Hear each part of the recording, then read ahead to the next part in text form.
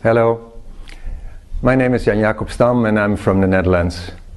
And I do work in organizations where we look at organizations in a so-called systemic way.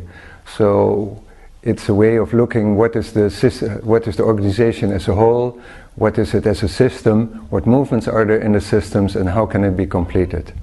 And I want to say a few words about trauma in organizations. It seems that when there is an incisive event in an organization, for example a bankruptcy, or for example it was necessary to fire many people, or there has been an accident, but it can also be events from outside, for example war or an earthquake or whatsoever. Then it seems that it is possible that the memory of this event is stored for many, many years in the collective memory of this organization.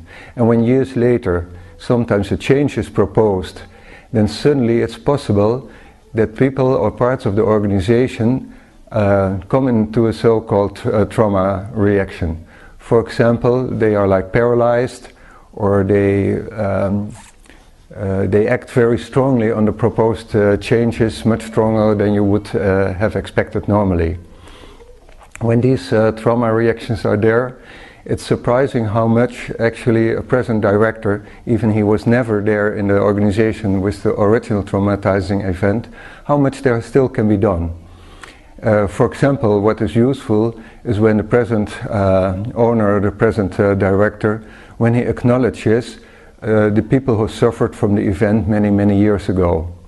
And when he does that, it's possible that the present people and employees and parts of the organization somehow feel that they can reconnect again with their skills, they can have flow again, they be fully in their hearts, with their hearts in the company again, and they don't have to go into a so-called survival strategy. And usually these mechanisms, like going in a survival strategy or a reactivation in a trauma, usually they go very unconsciously. So the teams, they usually are not aware of it. And it's useful for managers to start to recognize what are trauma reactions. Of course, it's much more interesting, how can you prevent trauma reactions when you propose a change in a company? One of the things that we know already is that more people are allowed to connect with their roots, and it can be their professional roots, but it can also be their cultural roots or their ethnical roots. The more they're allowed to be connected with the root, the less they suffer from trauma reactions after a strong change or an incisive event. Another thing is that people go into a trauma reaction or a survival strategy when they have no options. So the more you give people options in a change, the less they will suffer from traumatizing events.